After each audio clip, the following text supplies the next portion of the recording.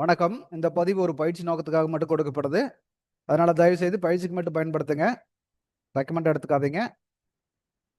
இது வந்து நம்மளுடைய யூடியூப் சேனலுங்க. இதில் வந்து நம்மளுடைய டெலிகிராம் லிங்க் கொடுத்துருக்கோம். இதில் டெய்லி நிஃப்டியோட லைவ் அப்டேட் வருது. முடிஞ்சா கனெக்ட் ஆகி வாட்ச் பண்ணி பாருங்க.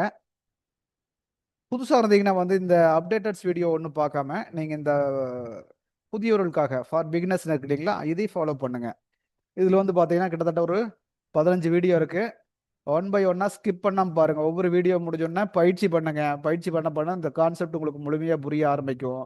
இதுவே வந்து உங்களுக்கு ட்ரேடிங் கிட்டத்தட்ட 70% வந்து உங்களுக்கு சக்ஸஸ்ஃபுல்லாக கொண்டு போகிறதுக்கு பாசிபிலிட்டி இருக்கு. சப்ஸ்கிரைப் பண்ணாமல் தான் சப்ஸ்கிரைப் பண்ணிக்கங்க. பெல் ஐக்கானை கிளிக் பண்ணி ஆல் கொடுத்தீங்கன்னா எல்லா அப்டேட் வீடியோ உங்களுக்கு வர ஆரம்பிச்சிடும். ஆல்ரெடி ட்ரேடர்ஸ்னால் இந்த தவறாமல் பார்க்க வேண்டிய பாருங்க. இதை பார்த்தாவே உங்களுக்கு போதுமானது.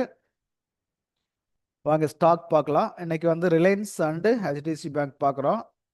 ரிலையன்ஸ் வந்து பார்த்தீங்கன்னா 1 ஹவரில் வந்து பாருங்க எப்படி இருக்குன்னு. ஆல்ரெடி ஒரு ரெசிடென்ஸ் ஏரியாவில் போய் முட்டிட்டு கீழே திரும்பிட்டு இருக்கு. இது எந்த ரெசிடென்ஸ் ஏரியா அப்படின்னு பார்த்தீங்கன்னா, நேற்று வந்து ஒரு ரெசிடென்ஸ் ஏரியா நம்ம மாற்றி வச்சிருந்தோம். கரெக்டுங்களா? அதாவது ஆக்சுவலாக இதுதான் ரெசிடென்ஸ் ஏரியாவே இருந்தது. பட் வந்து இது பிரேக் பண்ணி ஸ்டார்டிங்லேயே மேலே போகும்போது நம்ம அடுத்த ரெசிடென்ஸ் ஏரியாதுன்னு போடுவோம் இல்லைங்களா? அப்போ எதை போடலாம்? இது இந்த இந்த ரெண்டு கனெக்ட் ஆகிறது ப்ளஸ் இங்கே கனெக்ட், இதோ இங்கே சப்போர்ட் கனெக்ட், இங்கே சப்போர்ட் கனெக்ட், ரிஜெக்ட் கனெக்ட் எல்லாம் சேர்த்து எடுத்து ஒரு ரேஞ்ச் போடுறோம். இந்த ரேஞ்ச் பிரேக் ஆச்சுன்னா தான் அடுத்த ரேஞ்சு நம்ம இந்த ரேஞ்சுக்காக ஒன்று போடுவோம். சரிங்களா? அது வரைக்கும் வந்து நம்ம இப்போ இந்த சப்போர்ட் தான் நம்மளுக்கு ஒர்க் ஆகும். இப்போ இந்த சப்போர்ட் போட்டிருக்கோம், சாரி ரெசிஸ்டன்ஸ் போட்டிருக்கோம். அங்கே போய் கரெக்டாக டச் பண்ணிட்டு கீழே திரும்ப ஆரம்பிச்சிருக்கு. மார்க்கெட் ஓப்பன்லேயே வந்து பார்த்தீங்கன்னா ஒரு கேப் அப் அப்படின் போது இங்கே ஓப்பன் ஆகி அப்படியே மேலே போக ஆரம்பிச்சிருக்கு. இப்போ இந்த இந்த சப்போர்ட்டுக்கு மேலே ஓப்பன் ஆகிருக்கும் போது இப்போ இது வந்து முன்னாடி ரெசிஸ்டன்ஸாக இருந்து இன்னைக்கு சப்போர்ட்டாக மாறிடுச்சு. அப்படிங்கும் போது இதுக்கு மேலே நம்ம என்ன ஆப்பர்ச்சுனிட்டி இருக்குன்னு பார்க்கணும். இதை 5 மினிட்ஸில் பார்த்தீங்கன்னா உங்களுக்கு ஆப்பர்ச்சுனிட்டி எப்படி கிடைச்சிருக்குன்னு தெரியும்.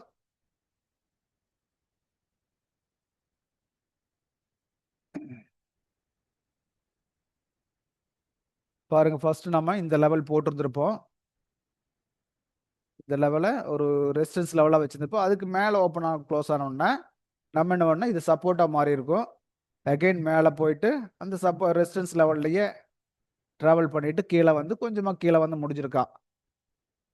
இப்போ இதில் என்ன ஆப்பர்ச்சுனிட்டி நம்மளுக்கு கிடைச்சிருக்குன்னா, இதுக்கு மேலே ஓப்பன் ஆனோடனே ஃபர்ஸ்ட் இந்த கேண்டில் புல் கேண்டில் நம்ம இங்கே ட்ராவல் பண்ணியிருக்க முடியும். இங்கே போயிருந்தால் இது வரைக்கும் உண்டான பாயிண்ட்டை நம்ம பிக் பண்ணியிருக்க முடியும்.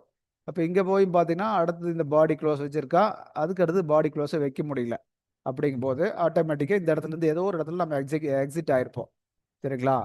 அப்போ அது பாடி க்ளோஸ் வச்சான்னா கண்டினியூ இன்னும் போயிட்டு இருப்பான்னு தெரிஞ்சுக்க முடியும். பாருங்க, இது இந்த கேரளுக்கு மேலே பாடி க்ளோஸ் பாடி க்ளோஸ் பாடி க்ளோஸ் வைக்கிறா, இதுக்கு மேலே பாடி க்ளோஸ் வைக்கிறா. அப்போ நம்ம வைக்கும்போது நம்ம சுதாகரிச்சுக்கலாம், சார் ரைட்டு இதுலேருந்து மார்க்கெட் வந்து ரிவர்ஸ் ஆகிறது அல்லது ரிஜெக்ட் ஆகிறது தெரிஞ்சுக்க முடியும். அப்போ அந்த இடத்துல நம்ம வெளியே வந்துடணும். புரிஞ்சுங்களா? அப்போ இது வந்து ஒரு ஆப்பர்ச்சுனிட்டி கொடுத்துருக்கா. ஆனால் பெருசாக அதை யூஸ் பண்ணியிருக்க முடியாதுன்னா ஓப்பனிங் டே பிடிச்சா பிடிச்சது தான், இடையிலலாம் சான்சஸ் இல்லை.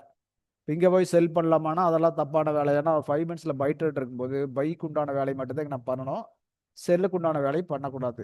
இப்போ இந்த இடத்துல போய் சரி ஒரு சப்போர்ட்டில் வந்து இங்கே பை எடுக்கலாமான்னு கேட்டிங்கன்னா இது தப்பு தான். என்ன கேட்டிங்கன்னா பக்கத்துலேயே ரெசிஸ்டன்ஸ் இருக்குது. ரெசிஸ்டன்ஸுக்கு மேலே போக முடியாமல் தான் அவன் கீழே ட்ரை பண்ணுறான். அப்போ இப்போது இங்கே போய் பை எடுத்தாலும் தப்பு. ஒன்றா எடுத்ததை இங்கே எடுத்துருக்கணும். இல்லாட்டி மார்க்கெட் கீழே வந்து இப்படி திரும்பும்போது இங்கே எங்கேயாச்சும் எடுக்கணும். இங்கே வந்தால் எடுக்கலாம், இல்லாட்டி தொடக்கூடாது. சரிங்களா? அப்போ அந்த இந்த ரேஞ்சு அல்லது இந்த ரேஞ்சு ஏதோ ஒரு பக்கம் வந்தால் நம்ம எடுக்க முடியும். இந்த இடத்துல இடையில போய் எடுக்கணும்னா பிரேக் ஆனோன்னு எடுத்துனா இது வரைக்கும் போயிருக்கு, அவ்வளோதான். சரிங்களா? ஹெச்டிஎஃப்சி பேங்க் என்ன நடக்குதுன்னு பார்ப்போம். அது 1 ஹவரில் பார்த்தீங்கன்னா ஒன்றுமே இல்லை. நேற்று இங்கிருந்து தூக்கிட்டு வந்து 2 நாளாக இங்கே ஒன்று நிறுத்தி வச்சிருந்தான். இன்னைக்கு அங்கேருந்து கீழே அடிச்சுட்டு வர்றான். இது வரைக்கும் கொண்டு வரக்கு பாசிபிலிட்டி இருக்குன்னு வச்சுக்கங்களேன். அது அது வரைக்கும் கூட வரல, இதோட வந்து நின்றுருக்கான். இதில் 5 மினிட்ஸில் பார்த்தீங்கன்னா அது எப்படி ஒரு ஆப்பர்ச்சுனிட்டி கொடுத்துருப்போம் அப்படின்னு பார்த்தீங்கன்னா, காலையிலேருந்தே வந்து பார்த்தீங்கன்னா செல் ட்ரெண்டில் மூவ் ஆயிருக்கான். அதாவது நேற்று ஆல்ரெடி நம்ம இதை பார்த்தோம். எப்படி பார்த்தோன்னு கேட்டிங்கன்னா, இதுக்கு மேலே போய் பாடி க்ளோஸ் வச்சா பை ட்ரெண்ட் போகும்னு சொன்னோம். ஆனால் அவன் வந்து என்ன பண்ணான், நேற்று ஃபுல்லாகவே வந்து அந்த பாடி க்ளோஸ் வைக்கல, பை ட்ரெண்டுக்கு போகல. 2 நாளாக அது வரைக்கும் இது ஒரு நாள் இது ஒரு நாள் 2 நாளாக அதுதான் நடந்திருக்கா. இப்போ ஆக்சுவலாக இப்போ என்ன நடந்திருக்கான்னு பார்த்தீங்கன்னா, மறுபடியும் வந்து பார்த்தீங்கன்னா இந்த லோ உடச்சிட்டான் இல்லைங்களா? லோ உடச்சிட்டு செல்லுக்கே கண்டினியூ ஆகுறான். செல்லுக்கு வர்ற மேலே போக முடியல, அகைன் வர்ற மேலே போக முடியல, கீழே, அவ்வளோதான். செல் ட்ரெண்டில் அப்படியே 5 மினிட்ஸ் செல் ட்ரெண்டில் தான் ரன் ஆகிட்டு இருக்கான். மாற்றி மாற்றி இந்த இந்த லோ, அதாவது லோ உடச்சிட்டே வர்றாங்கிறத நான் வாட்ச் பண்ண சொல்கிறேன். லோ உடச்சிட்டே வந்துட்டு இருக்காங்க போது செல் ட்ரெண்டில் கன்டினியூ ஆகிட்டு இருக்கா. ஐ உடச்சிட்டு போயிட்டு இருந்தால் பை ட்ரெண்டில் கன்டினியூ ஆகுறாம்போ, லோ உடச்சிட்டு வந்துட்டு இருந்தால் செல் ட்ரெண்டில் கன்டினியூ ஆகிட்டு இருக்கான்னு தெரிஞ்சுக்கலாம். அப்போ என்ன ட்ரெண்ட் இருக்குது அது கூட போய் பழகிக்கொண்டு இது ஓப்பனில் பார்த்துருக்கனாவே இது என்ன ட்ரெண்டு செல் ட்ரெண்டு ரைட்டு. பைக் ஆப்பர்ச்சுனிட்டி கிடைச்சா போகலாமா போகக்கூடாது. செல் ட்ரெண்ட் எங்கெங்க கிடைக்குது அதுக்கெல்லாம் போகலாம் அப்படின்னு தெரியணும். ஒவ்வொரு இடத்துலையும் அந்த செல் ட்ரெண்டுக்கு வரும்போது இந்த ஹை உடைக்க முடியாமல் எகைன் வந்து புது லோ வைக்கிறான், எகைன் வந்து மேலே போக முடியாமல் புது லோ வைக்கிறாங்க போது இந்த பாயிண்ட் எல்லாம் தான் நம்ம செல் எடுக்க வேண்டிய பாயிண்ட்டுகளாக இருக்கும். சரிங்களா? ஹெச்டிஎஃப்சி பேங்க் பெரிய லெவலில் கொடுக்க மாட்டான், பட் இந்த மாதிரி ஸ்டாக்குகளை இந்த மாதிரி தான் நம்ம அனலைஸ் பண்ணிக்கணும். ஹெச்டிஎஃப்சி பேங்க், ரிலையன்ஸ் இந்த வெயிட்டேஜ் ஸ்டாக்கு அப்படிங்கும்போது இவனுக்கு 2 பேரும் என்ன பண்ணுறாங்களோ அதுக்கு தகுந்த மாதிரி தான் நிஃப்டியோட மூமெண்ட் இருக்கும். புரிஞ்சுங்களா? அதனால இன்னைக்கு நிஃப்டி பெருசாக மேலே போக முடியல. ஓகே, அடுத்த ஒரு வீடியோவில் நம்ம மறுபடியும் சந்திப்போம்.